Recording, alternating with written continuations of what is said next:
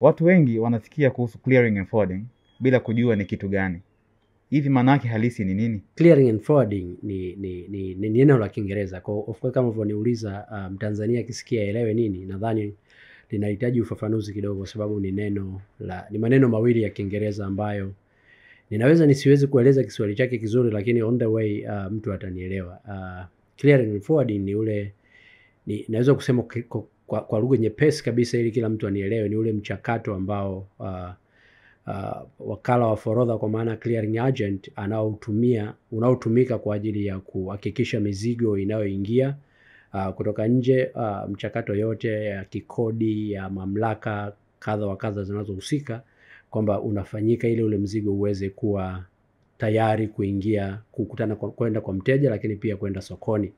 Ile tunaita ni clearing. Lakini neno forwarding, kuna ile bidhaa ambayo niko ndani ya Tanzania, aidha ni mazao au ni bidhaa nyingine yoyote ambayo ni ya Tanzania, inasafirishwa kwenda nje, na yenyewe una utaratibu wake, kwa maana wa kiforodha, wa kikodi na mamlaka nyingine ambazo zinahusika kwenye kuratibu, kuhakikisha sasa ule mzigo unapita mchakato yote hiyo mpaka unaondoka kwenye mipaka ya Tanzania kwenda nje. Ile ndo naita forwarding. Kuna maneno mawili hapa pia ya Kiingereza, kuna importation na exportation. Importation maana ni ile mizigo inayotoka nje kuja hapa, then inafanywa utaratibu wa kawaida sasa kuiondosha hizo shehena, ndio ile inaitwa clearing. Lakini ile exportation, ile mizigo ambayo inatoka ndani kwenda nje ya mipaka ya Tanzania, kwa ule mchakato mzima wa kuhakikisha hizo bidhaa zinatoka Tanzania kwenda nje, ndio unaitwa exportation.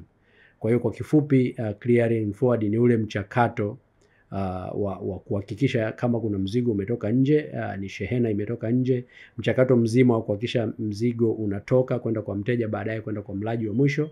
Lakini pia na ule mchakato wa kuhakikisha kwamba mizigo ambayo inatoka Tanzania kwenda nje ya nchi inapitia kwenye mifumo na michakato yote hadi unaondoka kwenye mipaka ya Tanzania.